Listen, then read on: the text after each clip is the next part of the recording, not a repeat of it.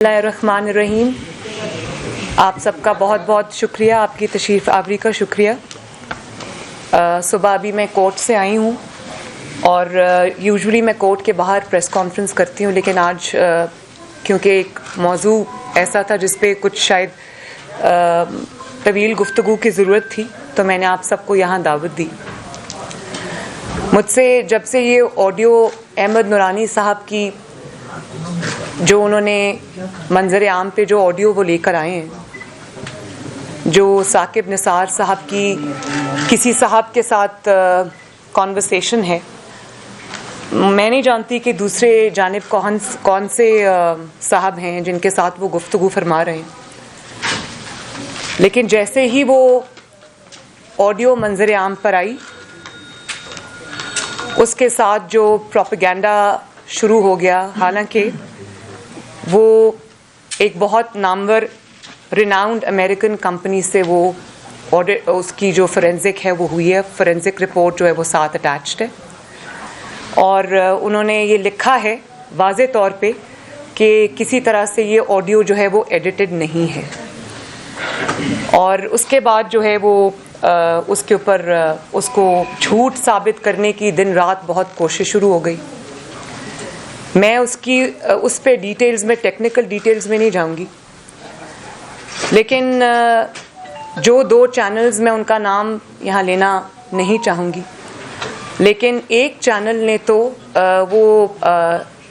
उनका काम सहाफ़त है, लेकिन अचानक उन्होंने एक अपने ज़िम्मेदारी एक ले ली कि वो फोरेंसिक ऑडिट भी उन्होंने शुरू कर दिया। तो मैं उस चैनल का सबसे पहले शुक्रिया अदा करना चाहूँगी, क्योंकि जब वो ऑडियो सामने आई तो साकिब निसार साहब का पहला रिएक्शन ये था कि ये तो आवाज़ ही मेरी नहीं है।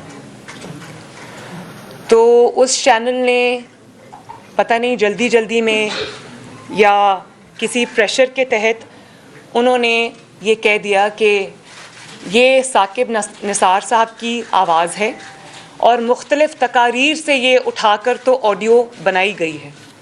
सबसे पहले तो मैं उस चैनल का शुक्रिया अदा करना चाहती हूँ कि उन्होंने ये साबित कर दिया कि ऑडियो में जो आवाज़ है वो साकिब निसार साहब की है, और ये भी उनका शुक्रिया। फिर अचानक साकिब निसार साहब बोले जी बिल्कुल, ये मेरी तोड़ जोड़ के बनाई गई। उनको भी याद आ गया कि आवाज़ उनकी है और तोड़ जोड़ कर बनाई गई है। तो शुक्रिया कि आपने साकिब निसार साहब से मनवा लिया कि आवाज़ उन्हीं की है। अब आगे चलते हैं। उन्होंने ये साबित किया क्लिप्स चला के, ब्रेकिंग न्यूज़ चला के, कि ये जो 2-3 जुमले हैं ये फ़लाँ तकरीर से उठाए हैं, ये फ़लाँ तकरीर से उठाए हैं। वो तकारीर भी सुनवा दी। तो मैं बड़े अदब से ये पूछना चाहती हूँ कि जो जुमले उन्होंने सुनवा दिए कि ये फ़लाँ तकरीर से हैं, ये फ़लाँ तकरीर से हैं, तो वो तो हो सकता है कि वो कोई तकिया कलाम हो, उनका कैच फ्रेज़ जिसको कहते हैं। जैसे इमरान खान साहब अपनी हर तकरीर में ये कहते हैं कि आपको तो कुछ पता नहीं, जितना मैं जानता हूँ, वेस्ट को जितना मैं जानता हूँ आप नहीं जानते, और घबराना नहीं है। सबसे पहले तो आपने घबराना नहीं है। आप उनकी कोई भी तकरीर उठा के देख लें, आपको यही अल्फाज उसमें नज़र आएंगे। हर रोज़ वो तकरीर करेंगे, हर रोज़ यही अल्फाज इस्तेमाल करेंगे। लेकिन अगर वो 2-3 जुमले जिसमें उन्होंने ये कहा कि let me be very blunt about it, वो 2-3 जुमले जिनका असल मुद्दे से कोई ताल्लुक़ नहीं है, आपने उनको कंट्रोवर्शियल बना के, तो मैं आपसे ये पूछना चाहती हूँ कि अगर वो 2-3 जुमले किस तकरीर से लिए गए हैं वो आपने बता दिया, तो ये जुमले जो क्रक्स ऑफ द मैटर है, जो पूरा चार्जशीट है, जो पूरा मुद्दा है, जो गुनाहों का एतराफ़ है, मैं पढ़ती हूँ आपके सामने। उन्होंने कहा कि अनफॉर्चुनेटली हमारे पास जजमेंट्स इदारे देते हैं, और इसमें कहा गया है कि मियाँ साहब को सज़ा देनी है, और कहा गया कि हमने खान साहब को लाना है। बनता है या नहीं बनता अब करना पड़ेगा, बेटी को भी नहीं। तो जो साहब दूसरी साइड से फ़ोन पे हैं वो उनको ये कह रहे हैं कि बेटी की सज़ा तो नहीं बनती। तो उन्होंने कहा कि मैंने अपने दोस्तों से भी यही कहा है कि इसमें कुछ किया जाए, लेकिन मेरे दोस्तों ने मुझसे इत्तफाक नहीं किया। چلو چلو انہوں نے ایسے کہا جیسے اب اس چلو سے کہ ہاں جی آرڈر آ گئے مجھے ماننے پڑ گئے. تو آپ یہ دیکھیں کہ پاکستان میں جو جسٹس ہے یا انصاف ہے وہ کس طرح سے عمل میں لایا جاتا ہے، یہ آپ سب کے سامنے. تو اصل جملے کہ نواز شریف کو سزا دینی ہے، سزا یا ججمنٹس جو ہے وہ ادارے دیتے ہیں. مریم نواز کو سزا دینی ہے، نہیں بھی بنتی تو بھی دینی ہے، اور عمران خان کو لانا ہے. تو اصل جملے جو آپ چھپا گئے ہیں کنوینینٹلی، میں اس چینل سے یہ سوال کرنا چاہتی ہوں جو بہت زور و شور سے یہ پروپیگنڈا کر رہے ہیں، وہ جملے جو اصل ہیں اور آپ چھپا گئے ہیں، کھا گئے ہیں بلکہ ہضم کر گئے ہیں، وہ جملے جو ثاقب نثار صاحب کے خلاف چارج شیٹ ہیں، ان کا اعتراف جرم ہے. میں یہ پوچھنا چاہتی ہوں کہ ہماری رہنمائی فرمائیں. جیسے آپ نے یہ بتایا کہ وہ فلاں جملے فلاں تقریر سے تھے، تو مجھے یہ بتائیے کہ یہ جملے کہ نواز شریف کو سزا دینی ہے، مریم نواز کو سزا دینی ہے، نہیں بھی بنتی تو بھی دینی ہے، اور عمران خان صاحب کو بھی لانا ہے، یہ جملے ثاقب نثار صاحب نے کس تقریر میں کہے تھے؟ اور اگر وہ 3 جملے ثاقب نثار صاحب کی آواز ہیں تو یہ 3 جملے کیا ان کی آواز نہیں ہے؟ یعنی کہ جو بات آپ کو پسند ہے وہ ان کی آواز ہے، اور جو بات آپ سامنے نہیں لانا چاہتے وہ ثاقب نثار صاحب کی آواز نہیں ہے. تو میٹھا میٹھا ہب ہب کڑوا کڑوا تھو تھو ایسا نہیں ہوگا. پوری قوم کے سامنے یہ حقیقت آج میں رکھنے جا رہی ہوں. اگر تو کوئی، میں چینل سے یہ گزارش کرتی ہوں کہ اگر کوئی ایسی تقریر ہے جس میں انہوں نے یہ اعتراف جرم کیا ہے، میری نظر سے نہیں گزری، ان سب کی نظر سے نہیں گزری، قوم کی نظر سے نہیں گزری، جس میں انہوں نے اتنا بڑا اپنا اعتراف جرم کیا ہے، تو اگر وہ تقریر کہیں ہے جس میں سے وہ جملے لیے گئے ہیں تو وہ کائنڈلی تقریر پاکستان کی عوام کو دکھائیں. پاکستان کی عوام منتظر ہے، ہم بھی منتظر ہیں، ہم بھی دیکھیں کہ اتنا بہادری انہوں نے کب کی کہ انہوں نے اپنے دورے جو ان کا ملازمت کا دور تھا اس میں انہوں نے کب یہ اعتراف کیا، ہم دیکھنا چاہتے ہیں. بڑی بات ہے اگر انہوں نے یہ اعتراف کیا ہے کسی تقریر میں اور وہ تقریر قوم کی نظر سے نہیں گزری. چلیں اب آڈیو اور ویڈیو اور سب کو چھوڑ دیں، اصل بات کی طرف آ جائیں. بات یہ ہے کہ سب سے پہلی گواہی جسٹس شوکت عزیز صدیقی صاحب کی آئی. وہ اس وقت ہائی کورٹ کے، اسلام آباد ہائی کورٹ کے معزز اور سٹنگ جج تھے. انہوں نے سنگین الزامات لگائے. انہوں نے کہا کہ جب مریم نواز شریف کو اور نواز شریف کو ضمانت کے لیے جب درخواست آئی تو جنرل فیض صاحب ان کے گھر تشریف لائے، اس وقت کے ڈی جی سی، اور ان کو کہا کہ مریم اور نواز شریف کو ضمانت الیکشن سے پہلے نہیں دینی. تو یا تو آپ اس بات پہ آ جائیں کہ ضمانت نہیں دینی ورنہ آپ بینچ پہ نہ بیٹھیں. تو انہوں نے ایک سٹنگ ہائی کورٹ کے جج نے جب یہ الزام لگایا تو وہ ویڈیو بھی جھوٹی ہے. وہ جج صاحب تو آج بھی موجود ہیں، شوکت عزیز صدیقی صاحب گو ریٹائر ہو گئے انصاف کے انتظار میں، لیکن وہ تو آج بھی موجود ہیں. کیا جن پر الزام لگایا گیا، جن پر یہ سنگین نوعیت کا الزام لگایا گیا کہ انہوں نے ڈی جی سی ہونے کے باوجود وہ ایک جج کے گھر میں گئے اور جج کے گھر میں انہوں نے جا کے ان کو پریشرائز کرنے کی کوشش کی، کیا کبھی جو جنرل فیض صاحب ہیں انہوں نے اس بات کو آ کے ڈینائی کیا؟ ورنہ اگر آپ ہیں، میں ہوں، ہم سب ہیں، انسان کی ایک سیلف رسپیکٹ ہوتی ہے. اگر آپ کے اوپر ایک جھوٹا الزام لگتا ہے تو آپ کا سب سے پہلا جو انسٹنکٹ ہے وہ کیا ہوتا ہے؟ اگر آپ نے وہ گناہ نہیں کیا ہوتا تو آپ سامنے آتے ہیں اور آپ یہ کہتے ہیں کہ یہ میں نے نہیں کیا، یہ مجھ پر جھوٹا الزام لگا رہے ہیں. تو 2018 سے اب 2021 ختم ہو رہا ہے، آج تک جنرل فیض صاحب نے کبھی بھی اس بات کو ڈینائی نہیں کیا کیونکہ یہ بات سچ ہے. اور اب میں کورٹ میں ان کو لے کر گئی تو اب کورٹ میں وہ درخواست میری ہے تو انہوں نے تو کبھی بھی یہ نہیں کہا کہ نہیں یہ مجھے غلط کورٹ میں لے گئی ہیں تو کورٹ کو یہ کہیں کہ یہ درخواست غلط ہے. میں تو یہ اپیل کروں گی اپنے کورٹ سے کہ جنرل فیض صاحب کو اور شوکت عزیز صدیقی صاحب کو دونوں کو بلایا جائے، وٹنس باکس میں کھڑا کیا جائے اور قرآن پہ ہاتھ رکھ کے حلف لیا جائے کہ وہ جو کہیں گے سچ کہیں گے. دودھ کا دودھ پانی کا پانی آپ کے سامنے ہو جائے گا. پھر شوکت عزیز صدیقی صاحب کی گواہی کے بعد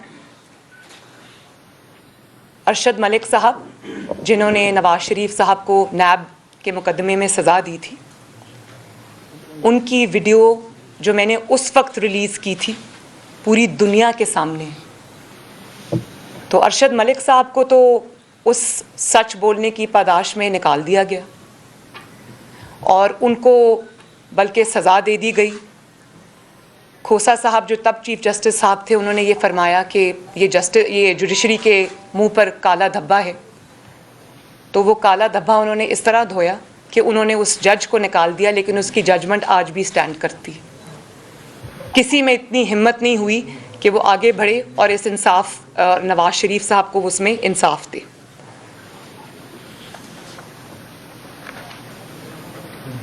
اور پھر جو گلگت بلتستان کے چیف جج ہیں، ان کا ایک ایفیڈیوٹ سامنے آیا، بیان حلفی سامنے آیا، جس میں انہوں نے یہ بات کہی کہ جب ثاقب نثار صاحب چیف جسٹس تھے سپریم کورٹ کے، تو یہ خاندان کے ساتھ چھٹیاں منانے گلگت بلتستان آئے ہوئے تھے. اور تب یہ جو چیف جج تھے اس وقت گلگت بلتستان کے، یہ وہاں پر اس وقت چیف جج تھے اور ان کی ریزیڈنس میں، ان کے لان میں وہ چائے پی رہے تھے.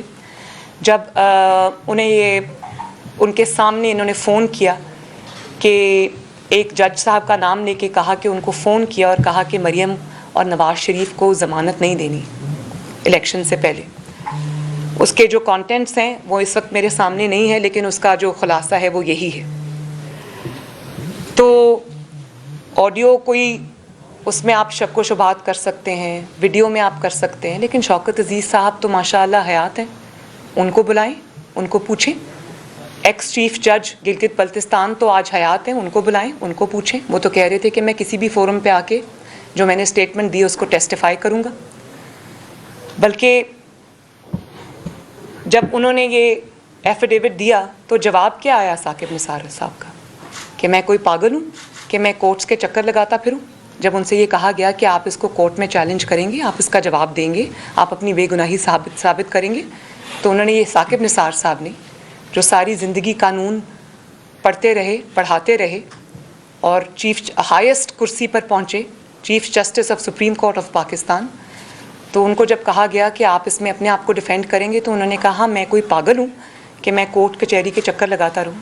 تو میں ثاقب نثار صاحب سے آج قوم کے سامنے یہ پوچھنا چاہتی ہوں کہ اس وقت کا جو 3 دفعہ کا پرائم منسٹر تھا، کروڑوں لوگوں کے ووٹ سے آیا تھا، الیکٹڈ پرائم منسٹر تھا، وہ کوئی پاگل تھا کہ جس نے اپنے پورے خاندان اور اپنی پوری پارٹی سمیت وہ قانون جانتے ہوئے کہ یہ انتقام تھا، جھوٹ تھا، وہ قانون کے آگے پیش ہوتے رہے، اپنی بیٹی کو لے کر قانون کے آگے پیش ہوتے رہے، اپنی 3 نسلوں کا انہوں نے حساب دیا. وہ کوئی پاگل تھے کہ آپ یہ کہہ کے ڈسمس کر دیں گے کہ میں کوئی پاگل ہوں کہ کورٹ اور کچہری کے چکر لگاتا پھروں، مجھے کیا ضرورت پڑی. تو ثاقب نثار صاحب کو میں یہ کہنا چاہتی ہوں کہ آج نہیں تو کل آپ کو سچ قوم کو بتانا پڑے گا. ابھی بھی وقت ہے، قوم کو بتائیں، سامنے آئیں، جرأت کریں، قوم کو بتائیں کہ کس نے آپ کو مجبور کیا. نواز شریف کی سزا اگر نہیں بنتی تھی تو کس نے آپ کو مجبور کیا کہ نواز شریف کو سزا دیں. مریم نواز شریف کی اگر سزا نہیں بنتی تھی، بیٹی کی نہیں بنتی تھی، بیٹی کا لفظ انہوں نے استعمال کیا، اگر بیٹی کی سزا نہیں بنتی تھی تو کس نے آپ کو مجبور کیا کہ مریم نواز کو سزا دیں. اور کس نے آپ کو یہ کہا کہ عمران خان کو آپ نے لانا ہے؟ کس نے آپ کو یہ کہا؟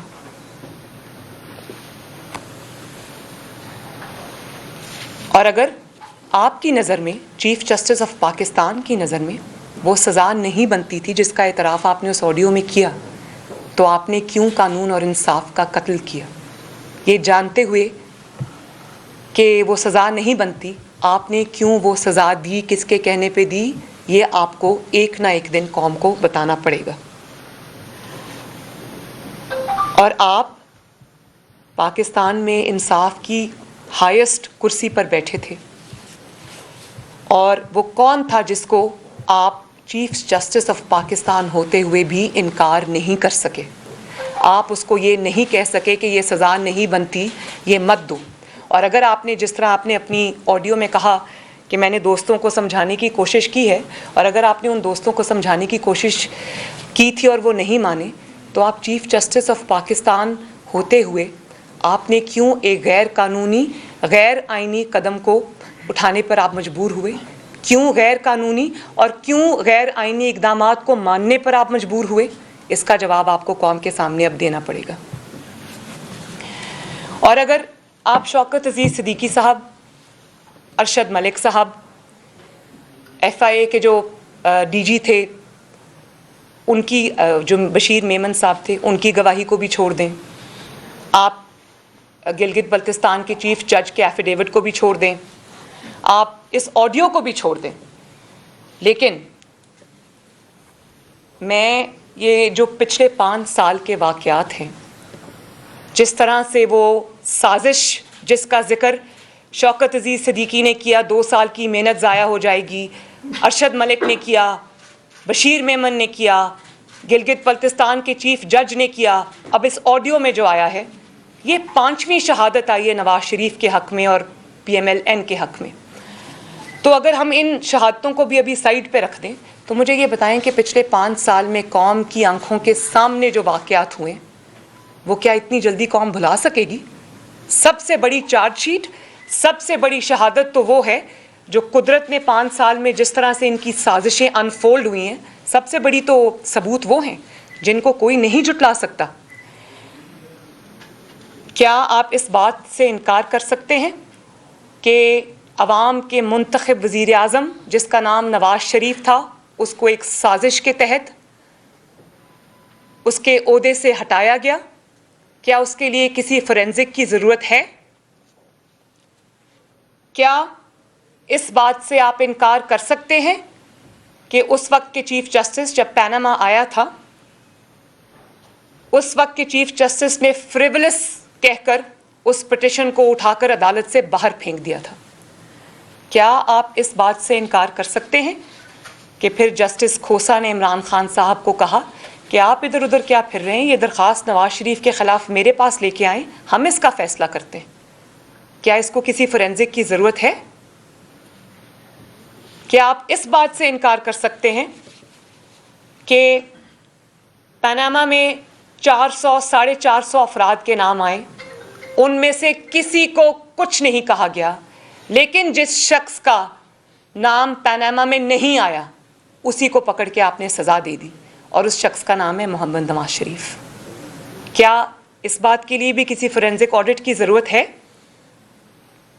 اور پھر بہت آپ نے شور مچایا، پاناما پاناما پاناما، اس کے بعد آپ نے محض بیٹے سے تنخواہ نہ لینے پر ایک سٹنگ پرائم منسٹر کو، ایک الیکٹڈ پرائم منسٹر کو آپ نے اقامہ رکھنے پر آفس سے باہر نکال دیا، پرائم منسٹرز آفس سے آپ نے اس کو باہر نکال دیا۔ کیا اس بات کو آپ جھٹلا سکتے ہیں؟ اور بلیکس لا ڈکشنری آپ لے آئے، کیا اس کو بھی اس فیصلے کو بھی، جو بدنام زمانہ جس کو فیصلہ کہا جاتا ہے، کیا اس کے لیے بھی کسی فورینزک کی ضرورت ہے؟ اور پھر اس کے بعد پہلی بار highest court of Pakistan, supreme court of Pakistan خود پارٹی بنتا ہے اور نیب کو کہتا ہے کہ یہ ریفرنسز کو داخل کرو۔ کبھی ایسا سنا آپ نے کہیں؟ کیا اس بات کے لیے بھی فورینزک آڈٹ کی ضرورت ہے؟ اور پھر اس کے بعد جے آئی ٹی بنتی ہے، جے آئی ٹی میں واٹس ایپ سے کالز کر کے ہیرے لائے جاتے ہیں۔ کیا میں پوچھ سکتی ہوں کہ وہ ہیرے آج کہاں ہیں؟ وہ ہیرے کہاں گم ہو گئے؟ اور جب پینڈورا باکس آیا تو کیا پینڈورا پیپرز ہیں، کیا ہے پینڈورا پیپرز آیا تو اس وقت وہ جے آئی ٹی کہاں تھی؟ اس وقت وہ ہیرے کہاں تھے جو دن رات، جن کو کورٹ میں بھی جب ہمارا کیس چل رہا تھا تو کہا گیا کہ جنات کام کرتے تھے، سامنے تو وہ 5-6 لوگ تھے جن کے سامنے ہم پیش ہوئے۔ ایک سٹنگ پرائم منسٹر گریڈ 18 کے آفیسر کے سامنے پیش ہو رہا ہے، ریٹائرڈ آئی ایس آئی کے آفیسر کے سامنے، بریگیڈیئر کے سامنے پیش ہو رہا ہے۔ آپ کو بالکل بھی شرم نہیں آئی اس قسم کے کام کرتے ہوئے؟ آج کہاں ہیں وہ ہیرے؟ آج کہاں ہیں وہ جواہرات جو آپ نے اتنا چھپا کے رکھے ہوئے تھے؟ آج وہ JIT بھی کہاں ہیں؟ میرا خیال ہے کہ وہ ہیرے ثاقب نثار صاحب کے ساتھ آئے تھے اور ثاقب نثار صاحب کے ساتھ ہی وہ رخصت ہو گئے.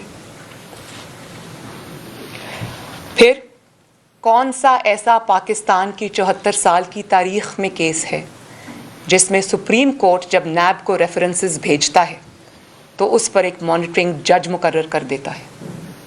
کون ہے؟ کون سا کیس ہے؟ ایک ہے تو بتائیں. ایک ہے اگر 74 سال کی تاریخ میں تو بتائیں کہ کسی بھی کیسز کے اندر یا ریفرنسز سے اندر اوپر آپ نے مانیٹرنگ جج بٹھا دیا. وہ کیا مانیٹر کر رہا تھا؟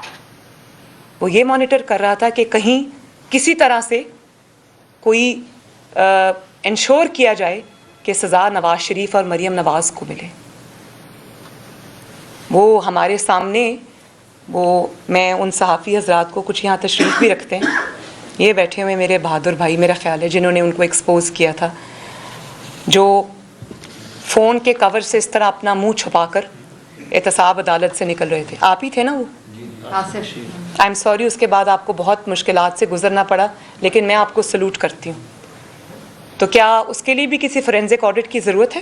یہ بیٹھے ان سے پوچھ لیں. اور یہیں پر آپ کو تسلی نہیں ہوئی تو آپ نے نواز شریف کو، چیف جسٹس صاحب ثاقب نثار صاحب، آپ نے نواز شریف کو پارٹی کی صدارت سے بھی ہٹا دیا. کوئی ہے پریسیڈنٹ، لیگل پریسیڈنٹ ہے اس بات کا 74 سال کی تاریخ میں؟ اس کے لیے بھی کوئی فورینزک آڈٹ کی ضرورت ہے؟ نواز شریف کو آپ نے تا حیات نااہل کر دیا. مجھے کوئی عوامی عہدہ رکھے بغیر کوئی ثبوت میرے خلاف آج بھی کو اسلام آباد ہائی کورٹ پوچھ رہی ہے نیب سے کہ ثبوت کہاں ہے، اور نیب 2 ہفتے مانگ لیتی ہے کیونکہ ثبوت نہیں ہے. کوئی ثبوت رکھے بغیر مجھے بھی 7 سال کے لیے نااہل کیا. تو کیا اس کے لیے بھی کسی فورینزک آڈٹ کی ضرورت ہے؟ پھر یہ میرے ساتھ بیٹھے ہیں میرے سینئرز، میرے بڑے بھائی سب بیٹھے ہیں، میرے انکلز بیٹھے ہیں یہاں پر.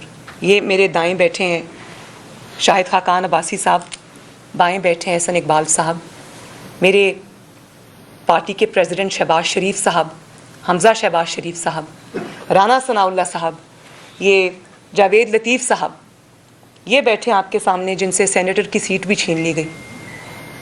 تو کیا یہ جن مقدمات سے گزر کے آئے ہیں، رانا ثناء اللہ صاحب کا تو ایک کلاسک کیس ہے، ہیروئن آپ نے ان کے اوپر ڈال دی اور آج تک آپ کوئی ثبوت پیش نہیں کر سکے. اس کے علاوہ جو میرے ساتھی، میرے بزرگ، میرے بھائی یہاں پر پارٹی کے لوگ نہیں بیٹھے، مجھے حنیف عباسی صاحب بھی یاد آ جاتے کہ جب حنیف عباسی صاحب الیکشن سے پہلے، ان کو تو آپ نے جیل میں ڈال دیا، اور ان کا جو اپوننٹ ہے، میں اس شخص کا نام بھی لینا نہیں چاہتی، آج وزیر ہے وہ، اس کی آپ الیکشن کیمپین چلا رہے تھے جا کے پنڈی کی سڑکوں پر. کیا وہ بھی اس کو بھی فورینزک آڈٹ کی ضرورت ہے؟ پھر جب ہمارے سینٹ کے الیکشنز تھے تو ہمارے سینیٹرز سے، جو PMLN کے سینیٹرز تھے، ان سے آپ نے شیر کا نشان چھین لیا.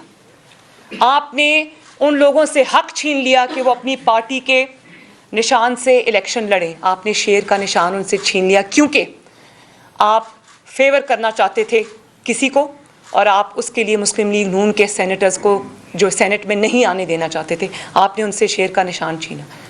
تو کیا آپ اس تاریخ کو جھٹلا سکتے ہیں؟ اس کے لیے بھی کسی فورینزک آڈٹ کی ضرورت ہے؟ اور پھر آپ نے خود یہ اپنی آڈیو میں فرمایا کہ آپ کو کہا گیا کہ عمران خان کو لانا ہے. تو اس کے لیے بھی کسی فورینزک آڈٹ کی ضرورت نہیں ہے. جس طرح سے آپ نے انصاف کا قتل کیا، جس طرح سے آپ نے نواز شریف اور اس کے پورے خاندان اور اس کی پوری پارٹی پاکستان مسلم لیگ نون کے لیے آپ نے انصاف کا ایک الگ معیار قائم کیا، تو اسی طرح آپ نے عمران خان جیسے جھوٹے اور سازشی شخص کو بیل آؤٹ کرنے کے لیے، اس کو لانے کے لیے، آپ نے اس کے لیے انصاف کا بالکل ہی ایک الگ معیار قائم کیا. میں بتاتی ہوں کیسے. کیونکہ عمران خان کو لانا تھا، آپ کو حکم آیا کہ عمران کو لانا ہے. جس معیار پر نواز شریف صاحب PMLN کو پرکھا گیا اور جس معیار پہ عمران خان صاحب کو پرکھا گیا، یہ بھی سن لیں. جب عمران خان صاحب پہ کیس فائل ہوا تو ظاہر ہے کیونکہ اب کیس فائل ہوا تھا, سننا تو پڑنا تھا, تو سنا. جتنے انہوں نے جھوٹے ایفیڈیوٹس دیے, جھوٹی منی ٹریل دی. اب میں نام نہیں لینا چاہتی ان کے کسی بھی فیملی ممبر کا کہ اس نے اس کو بھیجی, اس نے اس کو بھیجی. 20 سال سے جو بینک بند ہو گیا تھا اس کے اچانک سے کسی نے پیپرز پروڈیوس کر دیے. نہ ان کی فیملی میں سے کسی کو بلایا گیا, نہ ان کے کسی فیملی ممبر کو کٹہرے میں کھڑا کیا گیا. نواز شریف کی تو بیٹی نے بھگتا, اس کے بھائی نے بھگتا, اس کے بھتیجے نے بھگتا, ان کی پارٹی نے بھگتا. عمران خان کے کسی فیملی ممبر کو بلایا گیا اور پوچھا گیا کہ یہ جو آپ نے جھوٹی منی ٹریل دی ہے جس کا نہ سر ہے نہ پیر ہے, یہ آپ کہاں سے لے کے آئے؟ اس کو منوئن آنکھیں بند کر کے ایک صحیفے کی طرح اس کو سچ مان لیا گیا. کیا عمران خان کا کوئی اہل خانہ سنگین ترین الزامات کے باوجود جیل گیا؟ کیا عمران خان کو نے جو جھوٹی منی ٹریل پیش کی اس پر کسی کو کوئی جے آئی ٹی بنی, کوئی اعتراض ہوا, کوئی جسٹس کھوسا نے کہا کہ ہمارے پاس لے کے آؤ؟ کیا کوئی سوال ان سے پوچھا گیا؟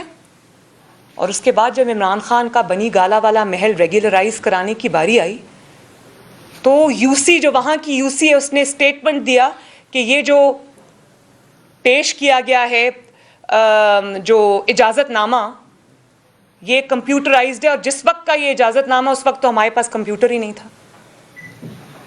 تو کس طرح, کیا اس بات کے لیے بھی اب کسی فورینزک آڈٹ کی ضرورت ہے؟ کیا اس بات میں بھی اب کوئی شک کی گنجائش ہے کہ کس طرح, کیونکہ آپ کو حکم تھا کہ آپ نے عمران خان کو لانا تھا, کس طرح آپ نے ان کے اوپر جو سیریس ایلیگیشنز تھے, جو اتنی ان کی گلیئرنگ ثبوت تھے ان کے خلاف, آپ نے کس طرح ان کو نظر انداز کیا؟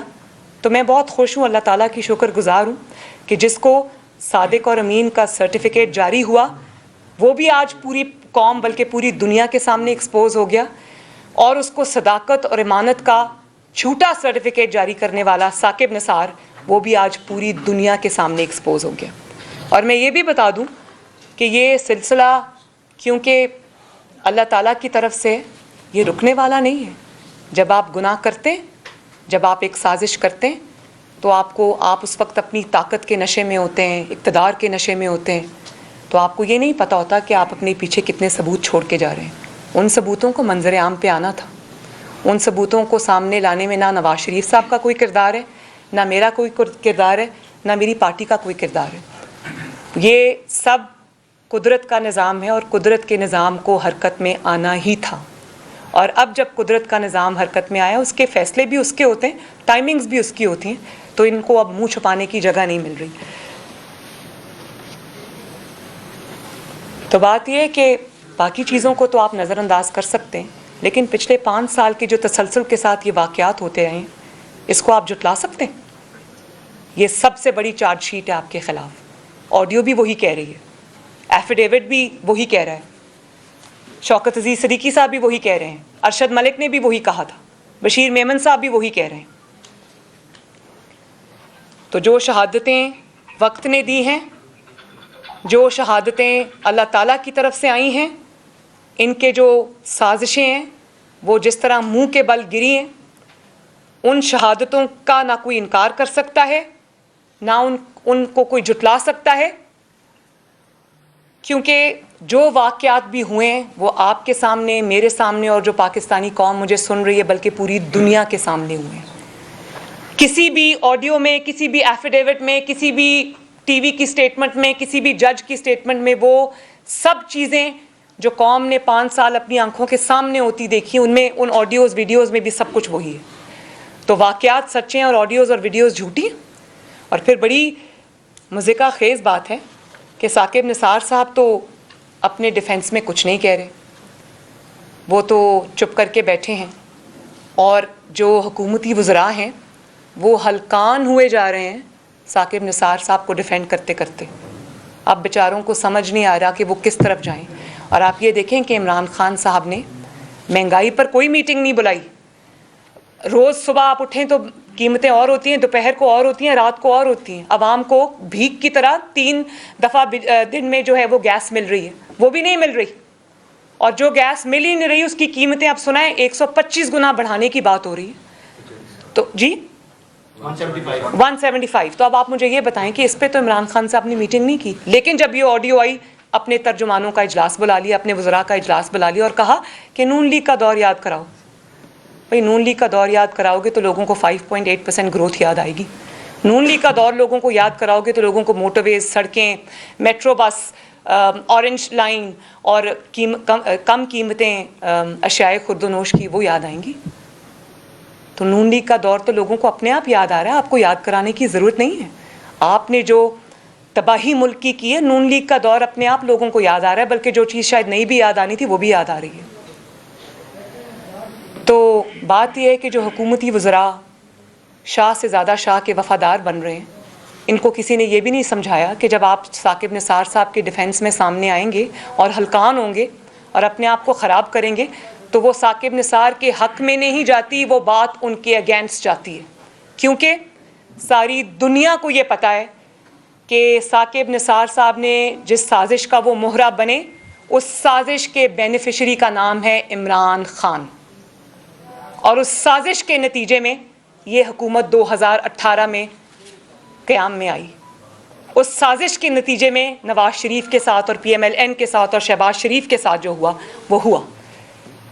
تو یہ ثاقب نثار کو نہیں بچا رہے حکومتی وزراء اور عمران خان، یہ اپنے آپ کو بچا رہے ہیں. ان کو خوف ثاقب نثار کے ایکسپوز ہونے سے نہیں آ رہا ہے. ان کو پتہ ہے کہ ثاقب نثار جب ایکسپوز ہوگا تو ہم بھی ایکسپوز ہوں گے، کیونکہ ہم اس سازش کے سب سے بڑے مہرے تھے. تو یہ جو حکومتی وزراء کی طرف سے بیانات آ رہے ہیں، یہ صرف اور صرف اپنی جان بچانے کی کوشش ہے، ثاقب نثار کو بچانے کی کوشش نہیں ہے. ہوتا ہے. اور میں ثاقب نثار صاحب سے یہ بھی کہتی ہوں کہ جب گلگت بلتستان کے چیف جج کا ایفیڈیوٹ آیا تو اس کے جواب میں آپ کا ایفیڈیوٹ آنا چاہیے تھا. یہ اسٹیٹمنٹ نہیں آنا چاہیے تھا کہ میں کبھی پیش نہیں ہوں گا، میں کوئی پاگل ہوں. اور اب جب کہ فورینزک رپورٹ کے ساتھ آڈیو آ گئی ہے عوام کے درمیان، تو آپ کو بھی فورینزک رپورٹ کے لیے اپنے آپ کو پیش کرنا چاہیے. کرائیں آپ اس کا آڈٹ. احمد نورانی صاحب کو میں کل پڑھ رہی تھی، انہوں نے کہا کہ ایک چینل ہے، میں اس کو کہتا ہوں کہ ان کا یہ جو سب پروپیگنڈا وہ پاکستان میں کریں، ذرا اپنے لندن والے چینل پہ چلائیں تاکہ پتہ چلے. میں بھی بے روزگار ہوں، کچھ پیسے مجھے بھی مل جائیں. تو میں تو ثاقب نثار صاحب کو یہ کہتی ہوں کہ ضرور اس کا آڈٹ کرائیں، ضرور اپنے آپ کو قانون کے سامنے پیش کریں، دودھ کا دودھ پانی کا پانی کریں. اگر آڈیو جھوٹی نکلی تو آپ کو ہرجانہ ملے گا، پھر آپ اس سے جائیں اور بنائیں جتنے ڈیم آپ نے بنانے. تو فائدے کی بات ہے نا. لے کے جائیں کورٹ میں، کھڑے ہوں، شہادت دیں، کراس کوشچننگ، کراس ایگزامینیشن کے سامنے آئیں اور بتائیں لوگوں کو کہ یہ جھوٹ ہے، اور جو پیسے ملے اس کا ڈیم بنائیں جس کے لیے آپ اتنی محنت کر رہے تھے. تو اور پھر بڑی میں ہنس رہی تھی جب میں سن رہی تھی کہ وہ کہتے ہیں کہ حکومت کہتی ہے کہ سب کے پیچھے نون لیگ ہے. تو مجھے بڑی ہنسی بھی آئی. تو میں یہ پوچھنا چاہتی ہوں کہ کیا نون لیگ نے نواز شریف صاحب کو ایک آمیز میں آفس سے باہر نکلوایا تھا؟ کیا نون لیگ نے جنرل فیض صاحب کو شوکت عزیز صدیقی صاحب کے پاس بھیجا تھا؟ کیا نون لیگ نے بینچ توڑوائے اور بنوائے تھے؟ کیا نون لیگ نے نون لیگ کو ہی، نواز شریف صاحب کو، شہباز شریف صاحب کو، اور یہ جو پارٹی میری بیٹھی ہے اس کو جھوٹی سزائیں نون لیگ نے سنوائی تھیں، ان پہ جھوٹے مقدمات نون لیگ نے بنوائے تھے؟ کیا نون لیگ نے RTS بٹھایا تھا؟ کیا نون لیگ نے 2018 کا الیکشن چوری کیا تھا اور اس کے نتیجے میں عمران خان کو مسلط کیا تھا؟ کیا نون لیگ نے سازش کر کے عمران خان کو وزیر اعظم بنوایا تھا؟ تو میں عدلیہ کا احترام ہے میرے دل میں. اس سب کے باوجود عدلیہ کا میرے دل میں احترام ہے. اس کی وجہ یہ ہے کہ جب جنرل فیض جیسا شخص ادارے کی آڑ میں چھپتا ہے تو وہ ادارے کو بدنام کرتا ہے. اسی طرح جب ثاقب نثار جیسا شخص جب کوئی اس قسم کی حرکت کرتا ہے تو انگلیاں ادارے پہ اٹھتی ہیں. میں اور عدلیہ میں بہت، جس طرح پاکستان کے آرمڈ فورسز میں بہت پروفیشنل، محب وطن افسران ہیں جو ملک کے لیے کام کرتے ہیں, اپنی ذمہ داریوں کو اپنی آئینی حدود تک محدود رکھتے ہیں, اور ہم ان کی قدر کرتے ہیں. ہم ادارے کی قدر کرتے ہیں. وہ میرا ادارہ ہے, وہ ہمارا ادارہ ہے, اور وہ ہماری حفاظت کرتے ہیں. ان کی عزت کی حفاظت بھی ہماری ذمہ داری ہے. اس لیے اگر ہم جنرل فیض پر انگلی اٹھاتے ہیں یا جنرل فیض کے خلاف ثبوت دیتے ہیں تو وہ اس لیے دیتے ہیں کہ جنرل فیض کو ادارے سے الگ کیا جائے, اور جنرل فیض اپنے جو بھی انہوں نے کام کیے اس کا وہ خود جواب دے. ادارہ کیوں جواب دے؟ ادارہ کیوں داغدار ہو؟ اسی طرح میں عدلیہ سے گزارش کرتی ہوں کہ ثاقب نثار صاحب کے گناہوں کا, اور وہ لوگ جو پاناما میں شامل تھے, ان کے گناہوں کا بوجھ عدلیہ نہ اٹھائے. وہ ثاقب نثار جو کہ ہر طرح سے عبرت کے نشان بن چکے, جس کا سچ سامنے آ چکا ہے, میں یہ عدلیہ سے گزارش کرتی ہوں کہ اس کا بوجھ یہ عدلیہ نہ اٹھائے.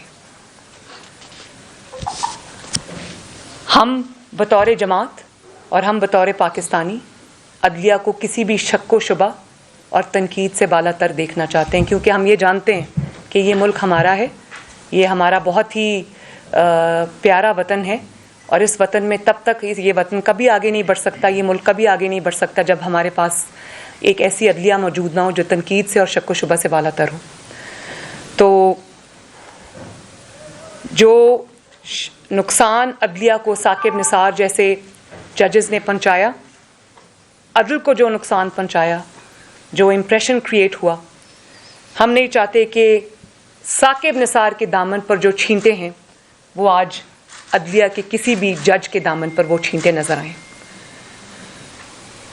ثاقب نثار شاید آج نہ بتا سکیں کہ کس نے ان کو یہ سب کرنے میں مجبور کیا تھا, لیکن اس میں بہت سارے لوگوں کے لیے عبرت ہے. اس کی وجہ یہ ہے کہ جنہوں نے ان کو مجبور کیا وہ تو آج بھی پردے کے پیچھے ہیں, وہ نظر نہیں آ رہے, لیکن چہرہ ثاقب نثار صاحب کا داغدار ہو رہا ہے. تو یہ ہماری عدلیہ کو بھی دیکھنا پڑے گا کہ دباؤ میں لانے والے اور یہ فیصلے کرانے والے تو ہمیشہ بے چہرہ رہتے ہیں, لیکن چہرہ جس کا سامنے آتا ہے وہ ہمارے معزز جج صاحبان ہیں. تو اس کانسپریسی سے جو کہ جس کا پورا کچا چٹھا عوام کے سامنے آ چکا ہے, میں عدلیہ سے گزارش کروں گی کہ اس سے اپنے آپ کو بالکل علیحدہ کر لیں, اور میں یہ بھی سمجھتی ہوں کہ بطور سیاسی جماعت عوام کے جو ہم ریپرزینٹیٹیوز ہیں, ہمارا یہ فرض ہے, یہ ہمارے فرائض میں ہماری ذمہ داریوں میں شامل ہے کہ عدلیہ کے وقار کو ہم بچائیں, عدلیہ کے وقار کو داغدار نہ ہونے دیں. اور عدلیہ ان 3 سے 4 افراد کے گروہ کا نام نہیں ہے جو پاناما سازش میں شامل تھے. عدلیہ بہت بڑی ہے, اور عدلیہ کو اپنے آپ کو اس سے اوپر رکھنا چاہیے. جتنا اس چیز کی سپورٹ میں وہ ہوگا اتنا مشکلات جو ہیں وہ بڑھیں گی, اور ہم وہ نہیں چاہتے. ہم معاملات کو ایک سرٹن پوائنٹ سے بیونڈ نہیں لے کے جانا چاہتے. تو میری آپ سب سے یہ گزارش ہے کہ جو آخر میں مجھے یاد آ گیا, ویسے کھوسا صاحب نے پاناما فیصلے میں لکھا تھا کہ behind every fortune there's a crime.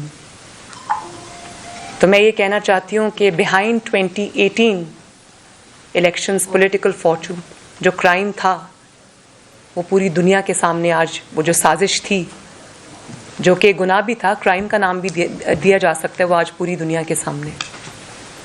شکریہ بہت بہت. جی جی میں ادھر ہی بیٹھی ہوں. جی جی فرمائیے. جی جی فرمائیے. آپ نے یہ سارا کچھ بتایا, 5 شواہد بھی آپ نے پیش کیے. جی کیا آپ از خود کسی عدالت میں جائیں گی یہ 5 شواہد لے کر؟ وہ تو دوسری جانب تو ان کی جانب سے تو ابھی تک ایسا کوئی عمل نہیں ہوا. دوسرا, آپ کے پاس میجر آپشن تھے اس حکومت کو. پہلے ایک بات میں کر لوں, جو دوسرا سوال آپ بعد میں پوچھ لیجیے گا. آپ نے جو کہا میرے پاس بالکل وہ شواہد موجود ہیں, وہ میرے پاس ہیں, میرے وکلاء کے پاس ہیں, میرے وکلاء کی ٹیم اس کو دیکھ رہی ہے. اور پہلے تو میری اپیل یہی ہے عدلیہ سے, معزز جج صاحبان سے, کہ اس بات کا, کیونکہ انگلیاں ان پر اٹھی ہیں, ٹھیک ہے کیس ہمارا ہے, لیکن یہ صرف نواز شریف کا کیس نہیں ہے, یہ صرف مریم نواز کا کیس نہیں ہے, یہ شاہد خاقان عباسی صاحب کا, یہ احسن اقبال صاحب کا کیس نہیں ہے, یہ شہباز شریف صاحب کا کیس نہیں ہے. یہ پوری قوم کا کیس ہے، کیونکہ اس سازش کے نتیجے میں جس شخص کو آپ نے لا کے مسند اقتدار پہ بٹھایا، اس شخص نے 22 کروڑ عوام کی زندگی، ان کا جینا دوبھر کر دیا. ان کے مسائل کا، جس میں مہنگائی، لاقانونیت، جس کے اندر پاکستان کی بدنامی، جس میں اداروں کو تباہ کرنا شامل ہے، اس سب کا ذمہ دار عمران خان ہے. تو یہ صرف اب مسلم لیگ نون کی سٹوری نہیں ہے، یہ پورے قوم کی جو مسائل ہیں یہ اب اس کی عکاسی کرتا ہے. تو یہ پوری قوم کا مسئلہ ہے. تو اس قومی مسئلے کو، یا ایک اتنا بڑا ایشو اٹھ گیا ہے، تو میں یہ پہلے تو سو موٹو ہمارے وقت میں تو فوراً لیا جاتا تھا اور عدالتوں میں بلا لیا جاتا تھا، ہم پیش بھی ہوئے. تو میں پہلے تو یہ موقع دوں گی عدالتوں کو کہ وہ خود جو انگلیاں اٹھی ہیں آج عدلیہ پر یا ادارے پر، اس کو آگے بڑھ کر خود اس دھبے کو دھوئیں. اور جب وہ خود یہ دھبا دھوئیں گے تو ان کی عزت میں، ان کے وقار میں اضافہ ہوگا. باقی رہی میری بات، تو میرے پاس یہ سب کچھ موجود ہے. اگر میں نے جس موقع پہ بھی مناسب سمجھا اس کو اپنی اپلیکیشن کا، اپنے کیس کا حصہ بنانا، تو میں ضرور بناؤں گی. لیکن پہلے جب ہم یہ چیزیں کورٹ لے کے گئے ہیں تو ہمیں ناانصافی کا سامنا کرنا پڑا ہے، جو کہ بہت بری بات ہے. لیکن اب میں وہ رونا نہیں دھونا چاہتی. اب ججز کے پاس ایک موقع آیا اللہ تعالیٰ کی طرف سے، تو وہ اپنے جو یہ اس کو درست کریں تو ان کی عزت میں اضافہ ہوگا. جی میم، ایک ٹویٹ ہے جس میں جس کمپنی نے اس واضح کیا اس کا، انہوں نے کہا کہ میں پاکستان سے دھمکی میں کالز آ رہی ہیں اور ہزاروں میسیج آ رہے ہیں جس میں کہا گیا اگر کورٹ کو بدلا جائے. اس پہ کامنٹ کرتے ہیں. دوسرا ایک آڈیو، ایک منٹ آپ مختلف چینلز کے نام لے کر ان کو اشتہارات روکنے کا. Thank you. لیکن میں یہ نہیں کہہ رہی کہ وہ جوڑ کے بنائی ہوئی ہے یا وہ میری آواز نہیں، وہ میری آواز ہے. اچھا، دوسری بات کیا کی آپ نے؟ دوسری جو ایک سیکنڈ، اور جو دوسری بات آپ نے کہی وہ یہ ہے کہ ان کو ہزاروں فون کالز جا رہے ہیں اور ان کو میسیجز جا رہے ہیں. تو ظاہر ہے جب اونٹ پہاڑ کے نیچے آئے گا، جب آپ کے پول کھلنے لگیں گے تو فرینٹک کالز اسی طرح کی جاتی ہیں. گھبرا کے پینک میں یہی کچھ ہوتا ہے جو ہو رہا ہے، لیکن اس سے رپورٹ نہیں بدل جاتی. وہ کوئی پاکستانی کمپنی نہیں ہے جس کو دباؤ کے تحت، یہاں پر تو چیف جسٹسز جو ہیں وہ دباؤ کے تحت فیصلے دے جاتے ہیں، تو انصاف کا قتل کر جاتے ہیں. جیسے ثاقب نثار صاحب کے اوپر الزام لگا، تو وہ تو ایک ایسے ملک میں جہاں کے عدالتیں سب کچھ جو ہے وہ شک و شبہ سے بالا تر ہے. تو میں تو ثاقب نثار صاحب کو یہ کہوں گی کہ اگر وہ ان کو آڈیو رپورٹ کی جو اس پہ فورینزک رپورٹ آئی اس پر کوئی ہے تو چیلنج کریں اس کو یو ایس کے کسی کورٹ میں. دودھ کا دودھ، پانی کا پانی ہو جائے گا. لیکن فون کالز کا مقصد یہ ہے کہ کوئی ایسی مطلب ڈر کے، خوف کے، ان کو لگتا ہے کہ یہ دباؤ دھونس دھاندلی پاکستان میں چلتا ہے تو شاید باہر بھی چل جائے گا، لیکن ایسا نہیں ہوتا. میڈم، یہ کہا جا رہا ہے کہ آنے والے دنوں میں ایسی آڈیو اور ویڈیو جو ہے وہ مزید بھی لیک ہو سکتی ہیں اور بہت سارے لوگ بے نقاب ہو سکتے ہیں. سوال میرا بھی یہی ہوگا کہ کیا آپ کے ذہن میں بھی ہے کہ ایسا کچھ ہو سکتا ہے؟ اور آپ کی جو آڈیو اس وقت سوشل میڈیا پہ بہت زیادہ وائرل ہے اور اس میں 3-4 چینل کا آپ کہہ رہی ہیں، وہ آپ کس عہدے پہ کس حیثیت میں آپ کو ان کو اشتہارات نہ دینے کے کما دیں گے؟ دیکھیں، وہ میری پارٹی کا میڈیا سیل میں تب چلا رہی تھی، وہ بہت پرانی ہے.